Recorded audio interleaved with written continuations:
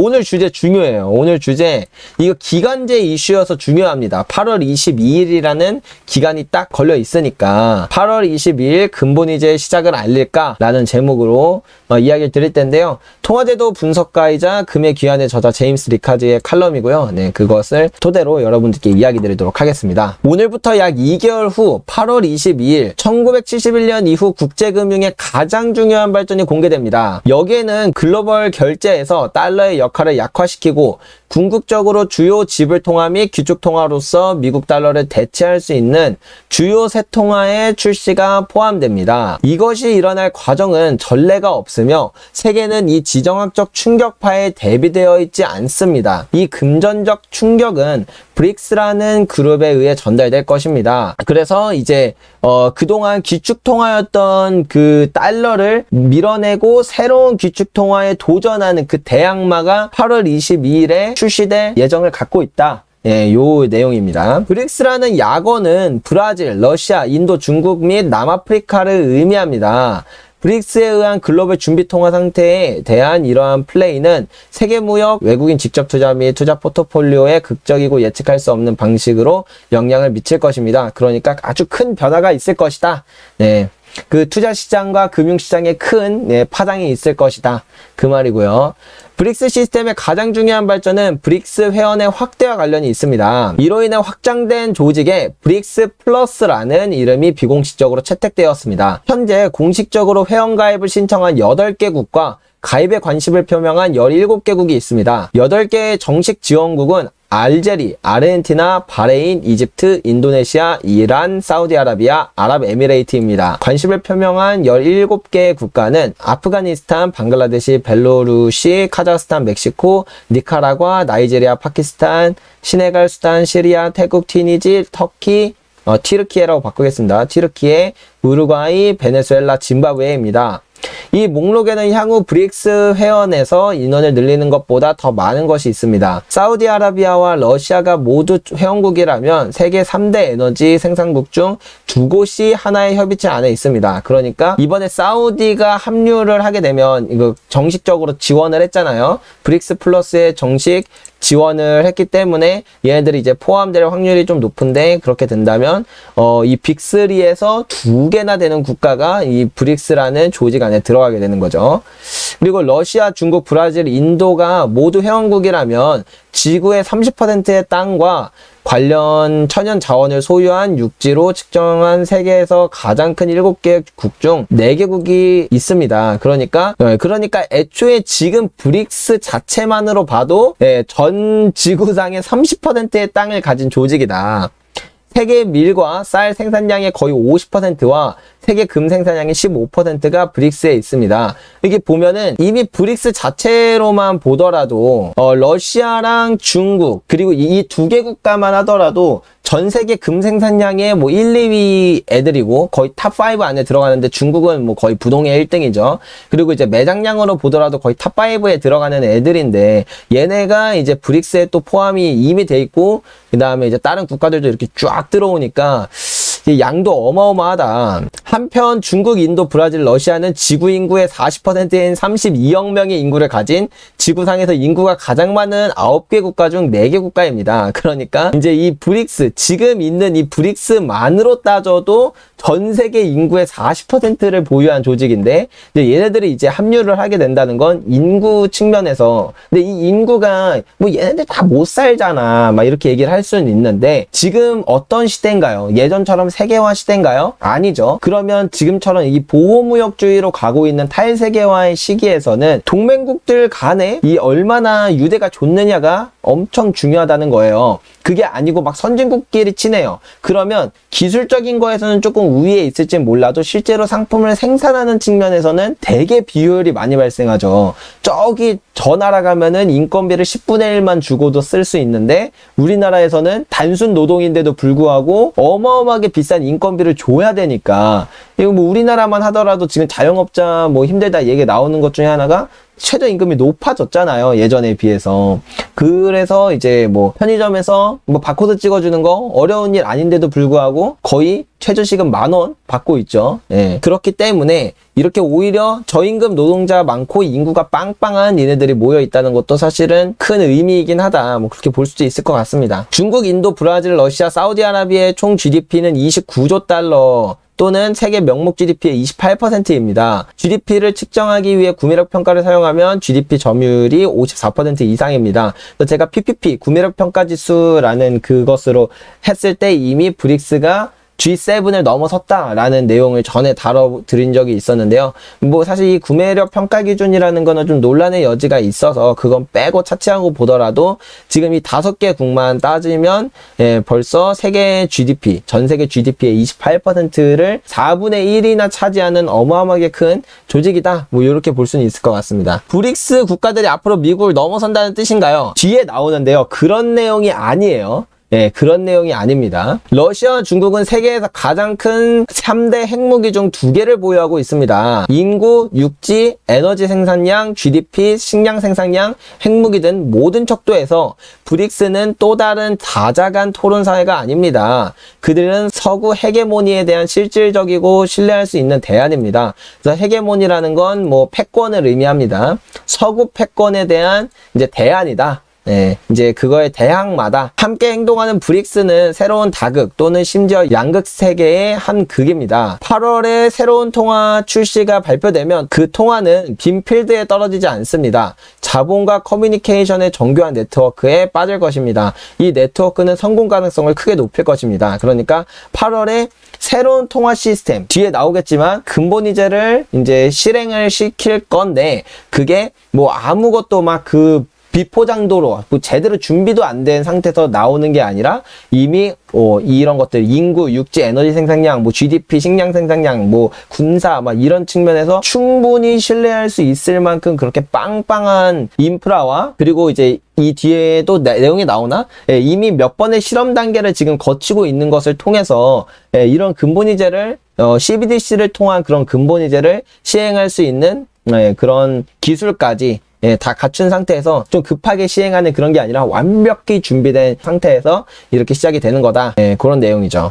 브릭스는 또한 구성원을 연결하는 광섬유 해저 통신 시스템을 개발하고 있습니다. 브릭스 케이블의 동기 중 일부는 기존 케이블 네트워크를 통해 전달되는 메시지 트래픽에 대한 미국 국가 안보국의 감시를 저지하는 것입니다. 미국은 제재를 통해 달러를 무기화하고 있습니다. 2007년부터 2014년까지 여러 차례 나는 재무부 펜타곤 및 정부기관의 미국 관리들에게 달러 제재의 남용 또는 남용으로 인해 적들이 제재의 영향을 피하기 위해 달러를 포기하게 될 것이라고 경고했습니다. 제임스 리카즈가 그 통화제도 분석하고 이 사람이 뭐 그냥 뭐 골드버그라고 욕을 뭐 많이 먹기도 하고 무시도 당하는데 이 사람이 2008년 글로벌 금융위기 때였나? 롱텀 캐피탈 매니지먼트 그 파산 사태였나? 아무튼 엄청나게 큰 사건이 터졌을 때 그때 이제 연준과 협작해가지고 같이 그 사건 마무리했을 정도로 그렇게 사실 무시할 사람은 아니거든요. 통화제도 분석가로 진짜 커리어도 빵빵하고 대단한 사람인데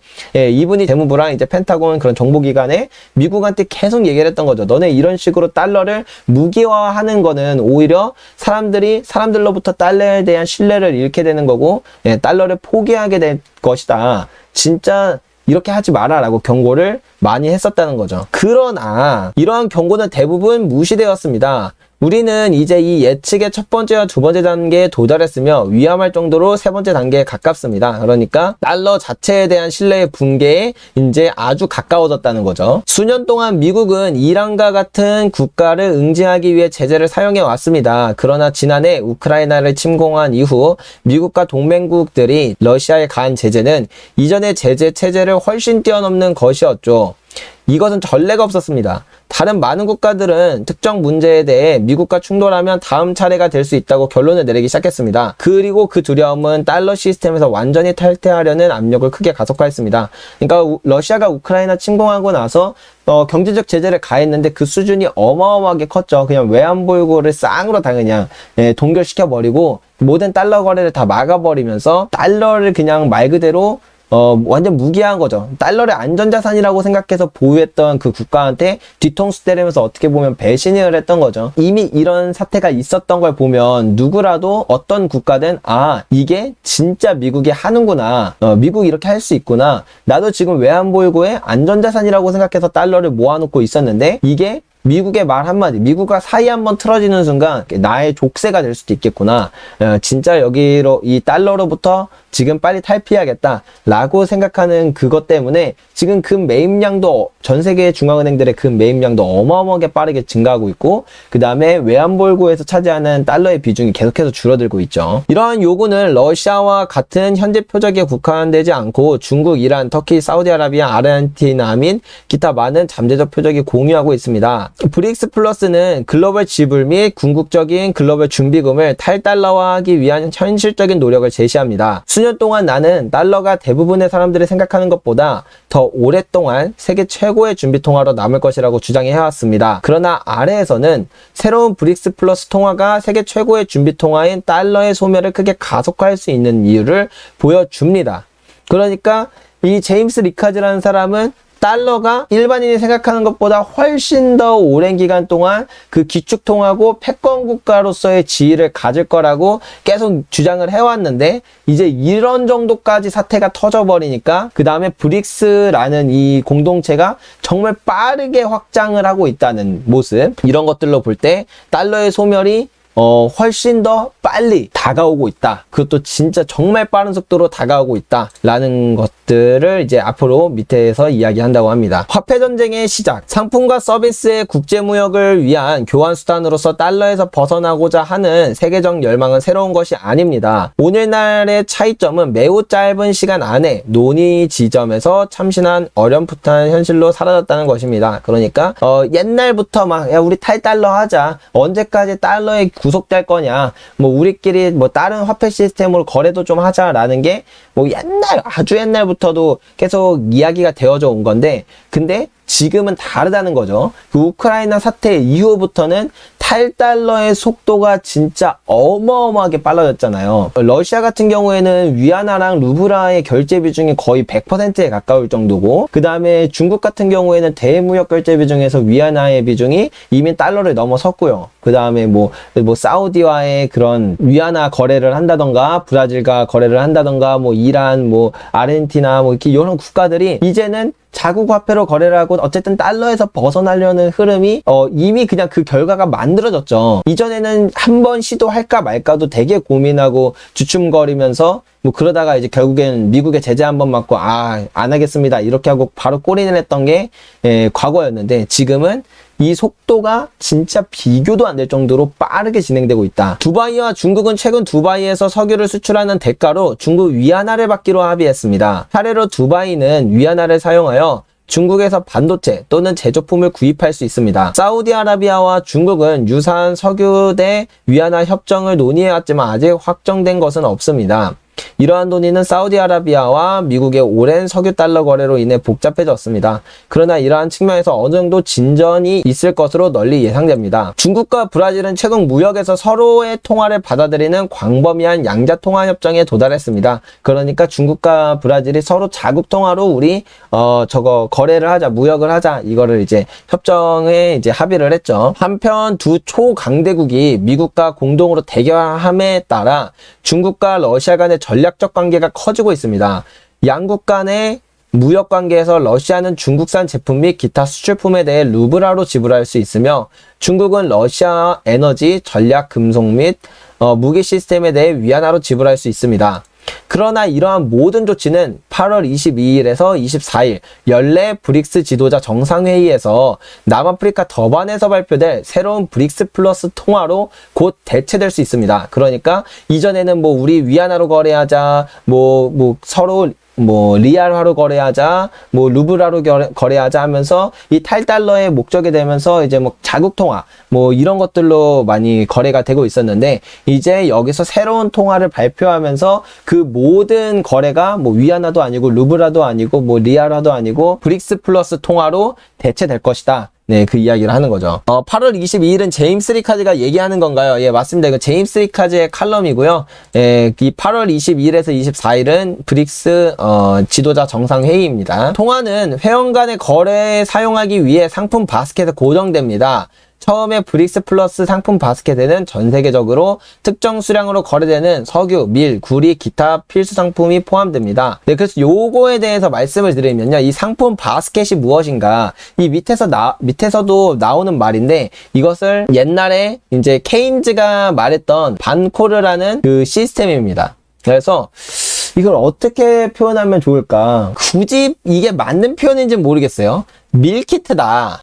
밀키트다. 약간 이런 느낌이에요. 그래서 우리가 뭐 예를 들면 떡볶이 밀키트면 떡이 있고, 오뎅이 있고, 뭐가 있죠? 뭐 양념이 있고, 그 다음에 뭐가 있을까요? 뭐 야채, 뭐 이런 것들이 있겠죠? 뭐 이게 뭐 5개 들어가고, 이게 1개 들어가고, 야채가 뭐 3개 들어간다. 이거 하나를 묶어서 1 밀키트가 되잖아요. 이것처럼 상품 바스켓 그 통화는 뭐냐면요. 뭐 석유, 금, 뭐 구리, 밀 이런 것들을 다 1개씩 담아가지고 이 4개를 묶어서 1코인으로 발행을 하는 거예요. 그래서 뭐 비슷하다고 하다면 스테이블 코인 중에서 이런 것들이 있죠. 뭐 달러랑 엔화랑 뭐 파운드화랑 유로화랑 이런 것들 뭐 5개를 묶어가지고 뭐 1 스테이블 코인으로 만들어가지고 이렇게 그 안정성을 유지하려는 그런 코인처럼 사실 그 화폐 자체가 문제인 거니까 지금 불안 화폐 자체가 문제인 거니까 진짜 실물, 가치가 있는 실물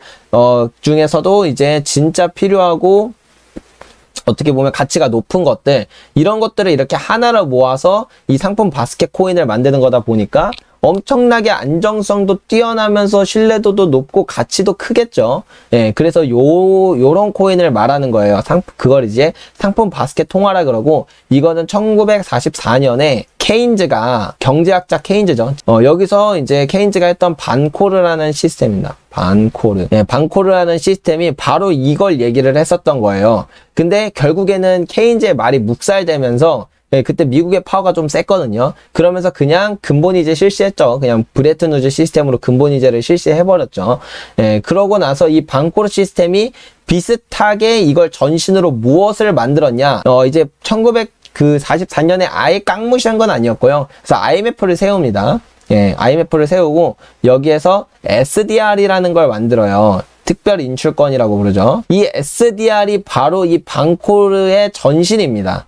근데 사실 케인즈가 이야기하는 거랑은 좀 달라요. 케인즈는 진짜 이런 상품 바스켓을 통화로 해야 된다. 왜냐면 근본이제라는 것 그 자체도 이제 어떻게 보면 뭐라고 해야 될까? 정말 가치 있는 어떤 그 담보물을 담보로 화폐가 발행되면서 신뢰를 얻기 때문에 가치 있는 담보물을 여러 개 섞어 놓게 된다면 갑자기 뭐 밀 가격이 폭락해서 얘의 가치가 떡락한다고 하더라도 나머지 통화 바스켓이 든든하게 버텨주기 때문에 이 통화는 안정된 통화가 된다는 거죠.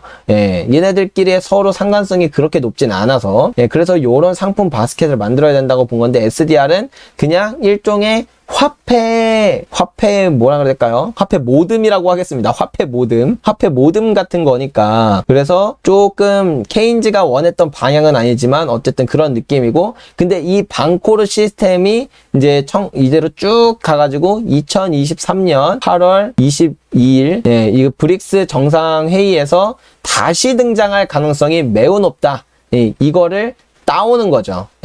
1944년에 원래 하려고 했었던 그 반코르 시스템이 나올 확률이 높다. 예, 왜냐면 그 얘기를 그 브릭스 저번 회의 때 이야기를 했었어요. 새로운 통화는 그 상품 바스켓을 이제 담보로 한다. 근데 이거는 뭐 러시아도 그런 얘기를 이전에 했었고 뭐 이란이라던가 그러니까 다른 국가들에서도 이 상품 바스켓이라는 이야기를 은근 많이 했습니다. 이집트도 그랬고. 그래서 그러니까 그게 사실은 일종의 뭐라 그래야 될까요? 메시지 같은 거였죠. 예, 브릭스 플러스에서 발표된 새로운 통화가 상품 바스켓 통화라는 것을 암시할 수 있는. 예, 그리고 얘네가 실제로 얘기를 하기도 했었고요, 브릭스가. 아무튼, 이어가겠습니다. 아마도 새로운 브릭스 플러스 통화는 일상적인 거래에 사용할 수 있는 종이지폐 형태로 제공되지 않을 것입니다. 참여 당사자가 지불해야 하거나 지불해야 할 지불을 기록하기 위해 암호화된 메시지 트래픽이 있는 새로운 브릭스 플러스 금융기관이 관리하는 승인된 원장의 디지털 통화가 될 것입니다.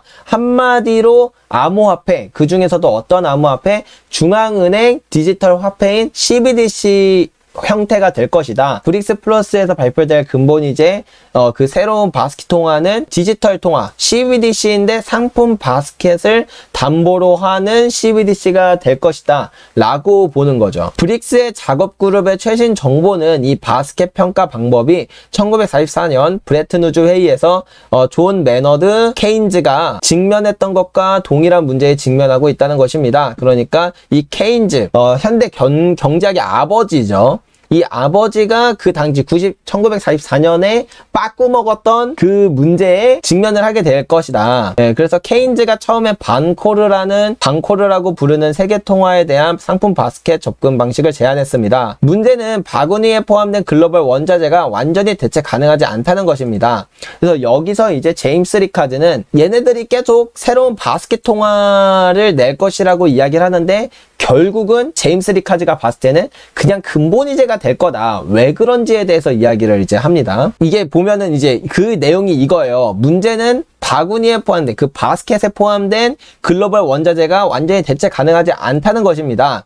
이 말이 뭐냐면요. 예를 들면 러시아 금 99.9%짜리랑 한국 금 99.9%짜리는 어떤 가치의 차이가 있나요? 없죠. 완벽하게 똑같은 물질이고 완벽하게 똑같은 가치를 가지고 있습니다. 근데 이제 예를 들어서 한국 콩 1kg과 대만 콩이라고 할까요? 대만 콩 1kg과 그 다음에 아르헨티나 콩 1kg은 같은 가치를 가지고 있을까요? 아니죠. 이러니까 애매한 거예요. 이게 뭐 예를 들어서 이 어떤 문제가 발생하냐면요. 여기서 뭐 물건을 사요. 뭐 예를 들어서 뭘 산다고 할까요? 아이폰을 사겠습니다.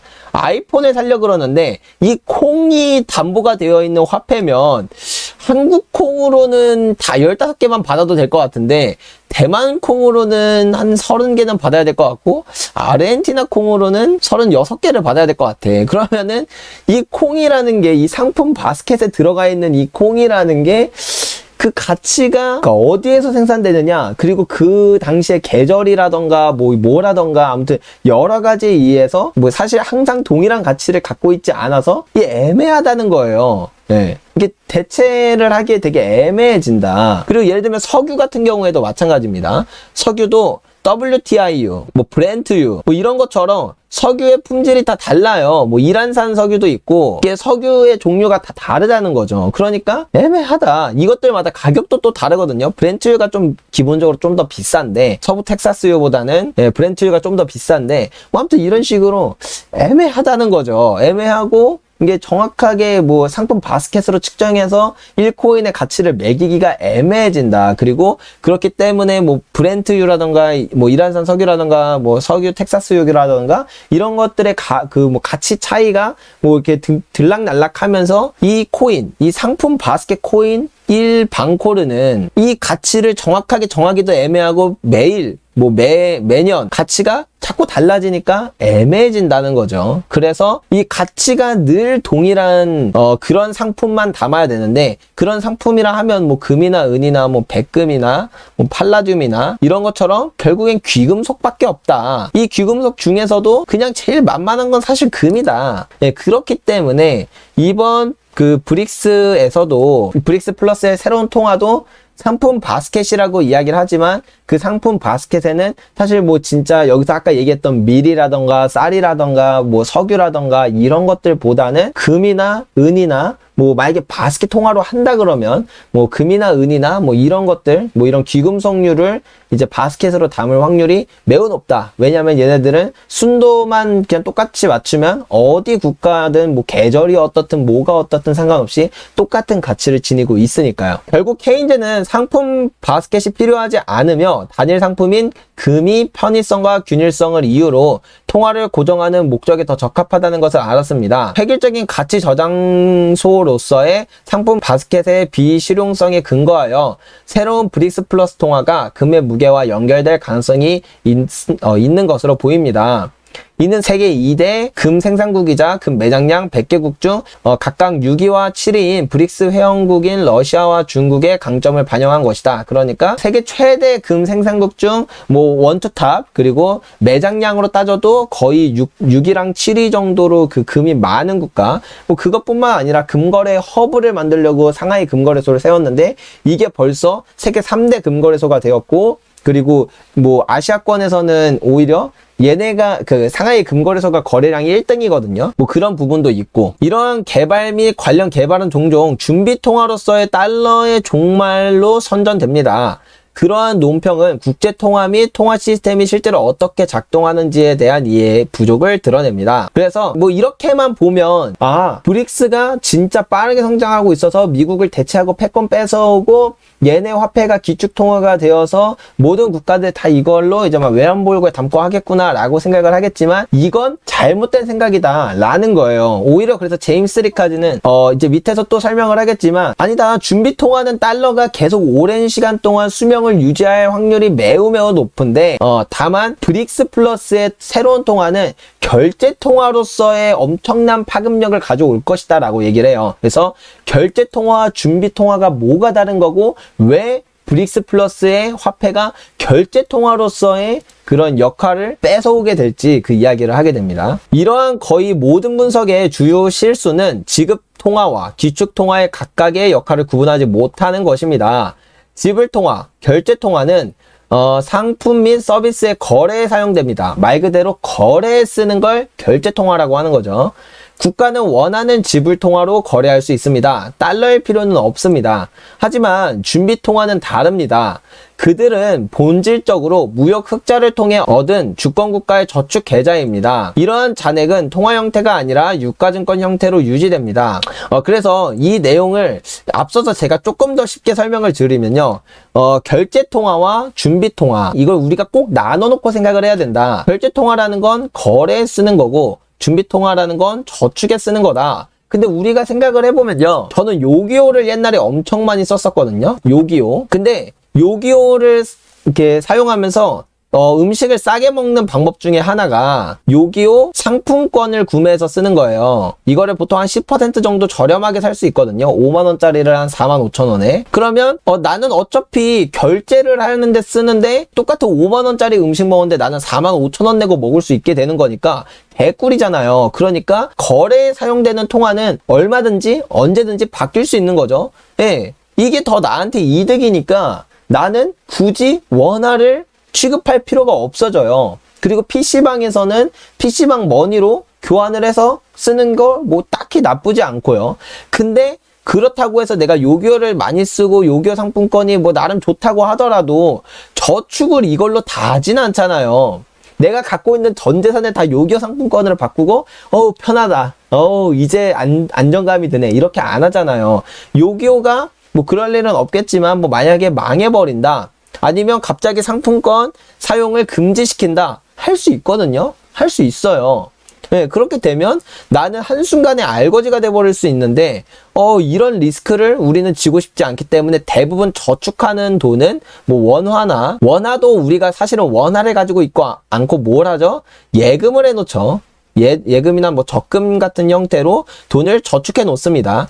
바로 이 부분이 아주 중요한 거예요. 저축하는 이 통화를 바꾸기는 엄청 어려워요. 그러니까 우리나라에서 내가 아무리 사업을 해서 아무리 잘해가지고 아무리 잘 만들어도 이 저축하는 통화를 원화를 대체하기는 쉽지 않다는 거예요. 뭐 삼성전자가 뭐 자기 코인을 발행해서 저축하라고 한다면 뭐 그거는 좀 믿어줄 수 있겠지만 그래도 국가를 뛰어넘기는 어렵다. 마찬가지로 거래, 저축, 이거는 국가도 똑같이 합니다. 국가도 똑같이 해요. 근데 거래할 때 지금 뭐 달러로 하고 있지만 뭐 위안화가 됐든 뭐 원화가 됐든 뭐 아니면 진짜 브릭스 플러스 통화가 됐든 뭘 하든 나한테 이득이 되는 걸로 하면 그냥 그만이에요. 그걸로 그만인데, 근데 내가 저축을 하고 있는 입장에서는 말이 달라진다. 우리가 위안화를 저축하는 거 뭔가 불안하다. 원화를 저축하는 거 뭔가 불안하다. 하지만 달러로 저축하는 건 좀 안전하다. 그러니까 사람들이 이 달러에서 벗어나기가 어렵다는 거죠. 달러, 이걸 지탱하고 있는 미국이라는 국가가 그래도 다른 국가들에 비해선 아직까지도 든든하고 경제도 빵빵하고 기술력도 좋고 군사력도 어마어마하고 이 브릭스 애들 솔직히 군사력 다 합쳐다가 미국이랑 맞짱 떠도 안 될 걸 아니까 그러니까 저축은 달러로 해놓는다는 거죠. 그리고 정확하게는 달러가 아니라 얘네도 예적금 같은 형태로 하겠죠. 그게 뭐냐? 바로 국채로 하고 있는다. 그래서 이 미국 국채 시장을 뺏어오는 건 어렵다. 정말 쉽지 않다.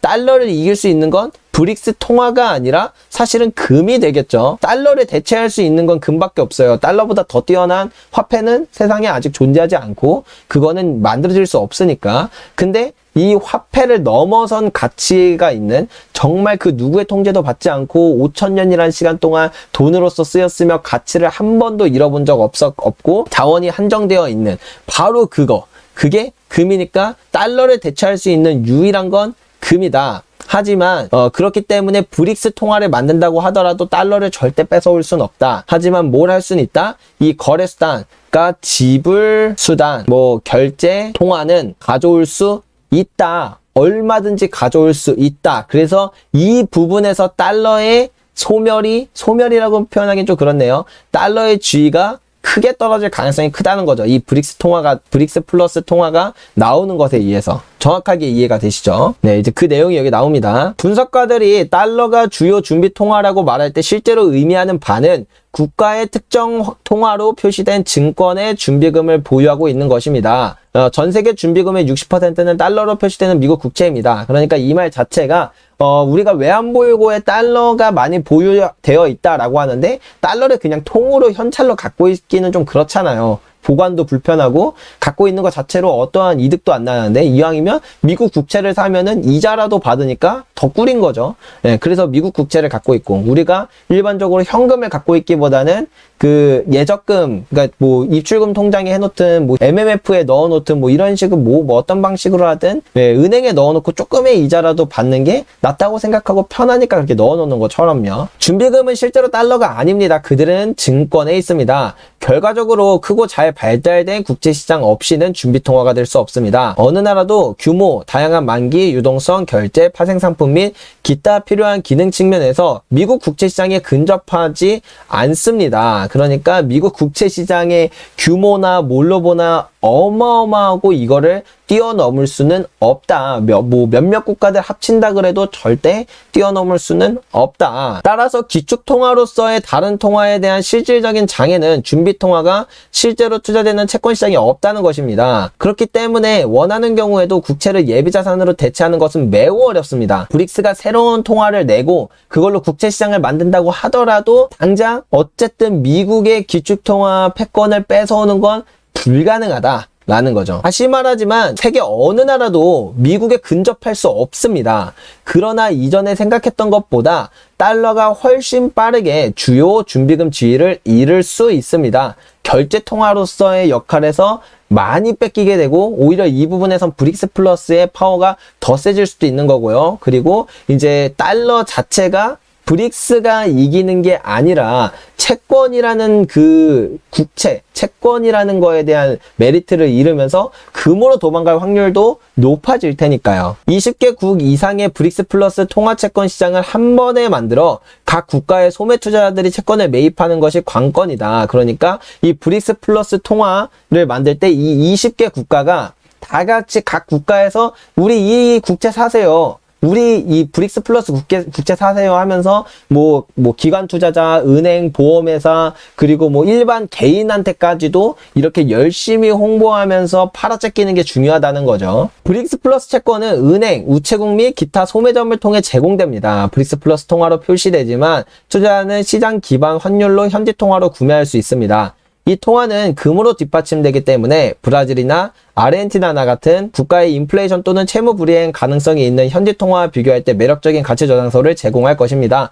그러니까 오히려 개인들이 이제 아르헨티나 같은 데 보면은 이제 거의 뭐 맛이 같잖아요.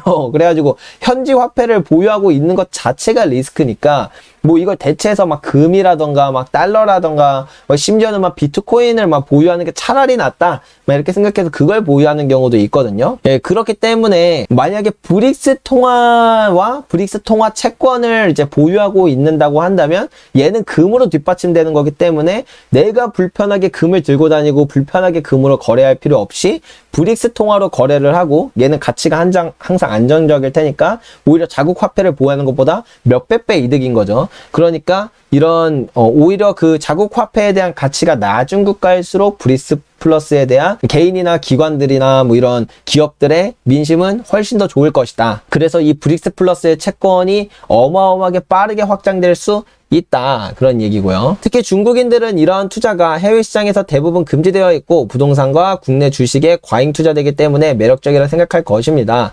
그러한 시장이 기관 투자자들에게 어필하려면 시간이 걸리지만 인도, 중국, 브라질 및 러시아와 다른 국가에서 동시에 브릭스 플러스 표시의 상품에 투자하는 순수한 양은 브릭스 플러스 통화의 세계 무역을 통해 발생하는 흑자를 흡수할 수 있습니다. 요컨대 즉각적인 준비 통화를 만드는 방법은 모든 국민들을 채권 구매자로 사용하여 즉각적인 채권 시장을 만드는 것입니다. 미국은 1917년에 비슷한 일을 했습니다. 1790년부터 1917년까지 미국 채권 시장은 전문가들만을 위한 시장이었습니다. 소매 시장이 없었습니다. 그것은 제1차 세계대전 중에 우드로우 윌슨이 리버티 본드를 승인하여 전쟁 자금 도달을 돕게 되면서 바뀌었습니다. 모든 주요 도시에서 채권 집회와 자유채권 퍼레이드가 있었습니다. 자유채권을 사는 것은 애국적인 의무가 되었습니다. 그 노력은 효과가 있었고 재정도 변화시켰습니다.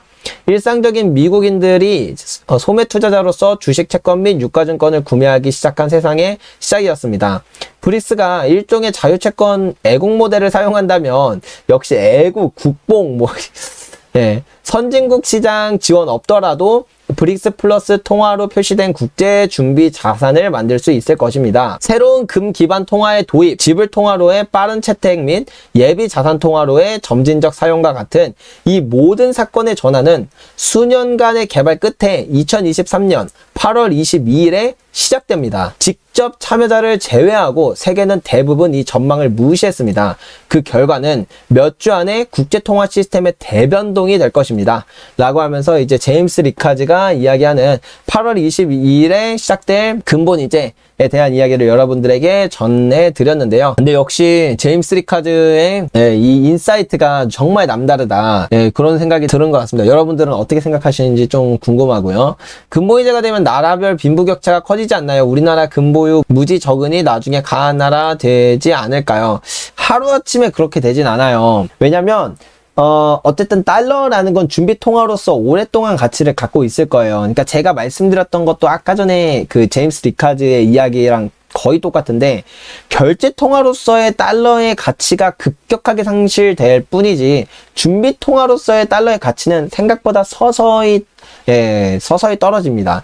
이거에 대해서 이 빅뎁 크라이시스라는 책이 있어요. 이거 레이 달리오의 책인데 이 책에도 나오고 아니면 이제 같은 이제 저자인 그 레이 달리오의 변화하는 세계 질서 이 책을 봐도 나오는데요. 이걸 보면 알 수 있어요. 이게 뭐냐면요. 이 패권 국가의 파워를 이제 말하는 뭐 교육이나 군사력 뭐 이런 것들을 이제 다 따지는 건데요. 패권 국가가 이미 패권이 줄어들기 시작하는 이 시점부터 여기서부터 이제 패권의 지위를 잃기 시작하거든요. 근데 다 빠르게 주는데 가장 오랫동안 제일 오랫동안 버티는 게 바로 이 준비금으로서의 역할이에요. 이미 패권국은 패권의 지위를 다 잃어버렸는데 다 잃어버리고 패권국도 넘어가고 그럼에도 불구하고 뭐가 가장 오래 남는다? 준비금 통화로서의 지위는 생각보다 꽤 오랜 시간 동안 지속이 된다. 오히려 좀 더 늘고 거기를 유지해요. 즉 무슨 얘기를 하고 싶은 거냐면요. 미국에 만약에 패권까지 넘어갔다고 치더라도 만약에 칠게요 그냥. 가능성은 되게 낮은데 그럼에도 불구하고 그냥 치겠습니다. 패권이 중국으로 넘어갔어요. 결제통화에서도 이제 달러가 많이 줄었어요. 하지만 준비금 통화로서 달러는 꽤나 오랜 시간 동안 가치를 유지할 거예요. 예를 들면 뭐 1900년대 초에 영국에서 미국으로 패권이 바뀌었잖아요. 근데 아직도 영국의 파운드는 준기축통화로서의 가치를 가지고 있죠. 이와 마찬가지예요. 이렇게 패권국이 계속 바뀌고 그 패권국의 이제 그 패권국이 끝나게 되면은 이제 쇠퇴기를 겪게 되는데, 이 쇠퇴기를 겪으면서 많은 지위들이 쫙쫙 내려오면서 바닥을 치지만 가장 오랫동안 높은 지위가 유지되는 게 바로 준비금 통화로서의 지위다. 그래서 달러도 마찬가지다. 그렇게 될 것이다. 라고 저는 생각을 합니다.